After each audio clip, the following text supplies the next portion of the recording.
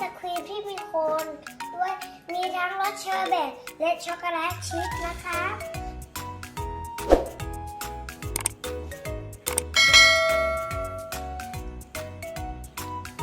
เป็นไงบ้างครับเด็กๆอร่อยไหม อร่อยมากเลยครับกรอบ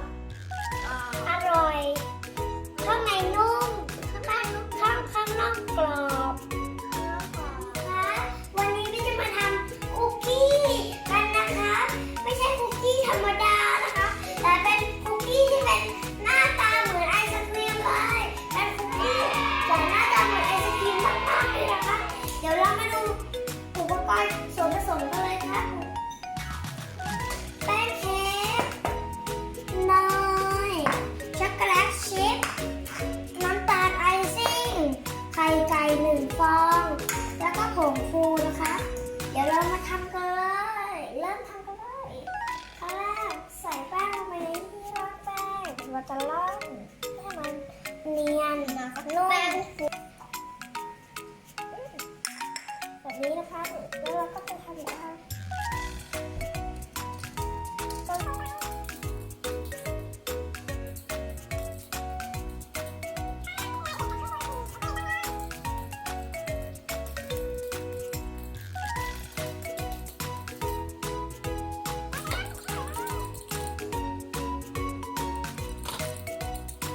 ต่อไปก็จะมาตีเนยกันนะคะเ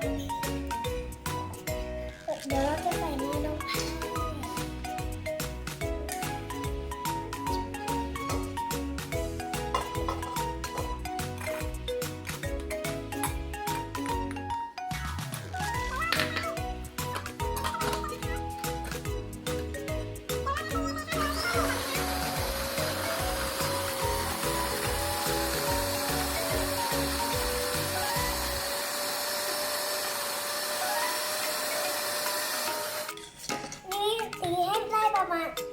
ตีให้ได้ประมาณนี้นะคะ แล้วเราก็จะใส่น้ำตาลไอซิ่งเข้าไป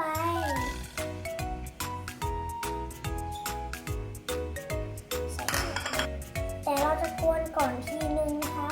เพื่อให้มันไม่ฟุ้ง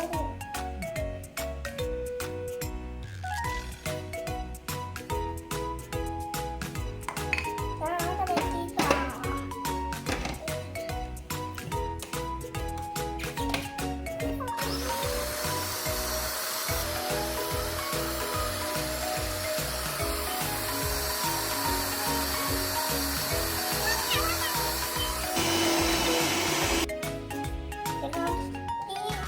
ตีให้เขานัวแบบนี้เลยนะคะ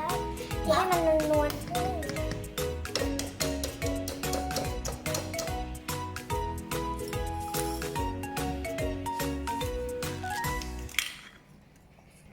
แล้วเราก็จะตีต่อเลยนะคะ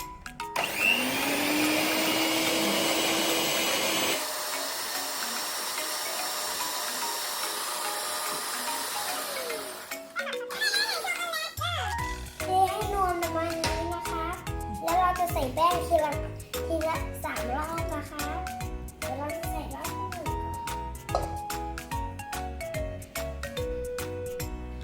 1 2 3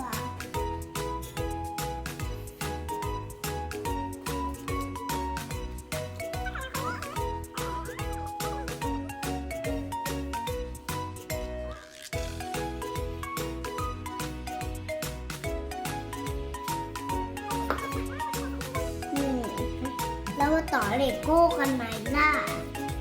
นี่แล้วก็นี่คือเนื้อที่เราใช้ส่วนผสมทุกอันผสมกันเรียบร้อยแล้วนะคะเดี๋ยวเราจะมาแบ่งครึ่งกันนะคะอันนึงจะเอาเป็นรสช็อกโกแลตชีสอันนึงจะเอาเป็นเชอร์เบตเลมอนจริงๆไม่ใช่อันนี้ใช่ไหมคะเดี๋ยวเราจะใส่ในช็อกโกแลตชีสกันแล้วนะคะนี่ใช่ไหมใส่ลงไปหมดที่เดียวเลยเราจะคลุกเขาให้เข้ากัน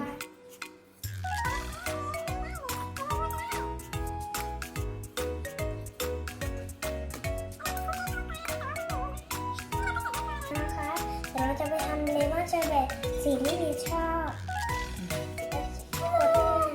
แล้วก็จะทำการเปิดแล้วก็จะหยอด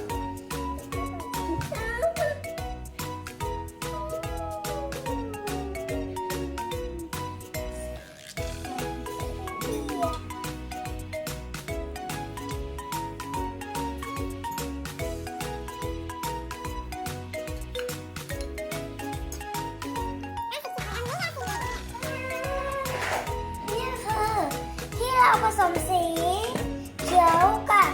ที่เราใส่ช็อกโกแลตชิพกันแล้วนะคะเดี๋ยวเราจะนำไปอบนะครับแต่ก่อนที่เราจะนำไปอบก็จะใช้ที่ตักไอติมตักเรียงเพื่อนำไปอบนะครับแต่เราจะแบบ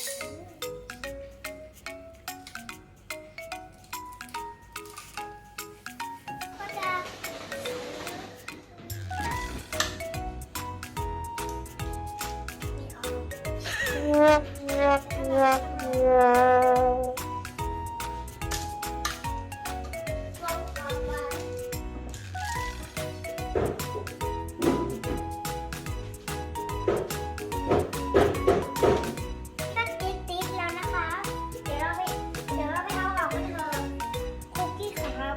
ลองเลยนะคะคุกกี้เราน่ากินมากเลยนะคะเดี๋ยวเราพักให้เย็นสักครู่เดี๋ยวเรามากินกันหน้าตาดูน่าอร่อยมากๆเลยนะคะแล้วก็สวยงามมากแล้วก็มีไอศครีมคุกกี้ไอศครีมที่มีโคนด้วยมีทั้งรสเชอร์เบตและช็อกโกแลตชิพนะคะถ้าเกิดเพื่อนๆชอบเพื่อนๆอย่าลืมกดไลค์กดแชร์และกด Subscribe เป็นกำลังใจให้พีด้วยนะคะวันนี้ต้องขอบ๊ายบายก่อนแล้วนะคะบ๊ายบาย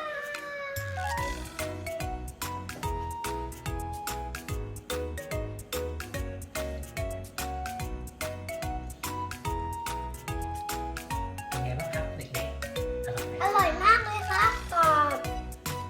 อร่อยข้างในนุ่มข้างนอกกรอบข้างนอกกรอบ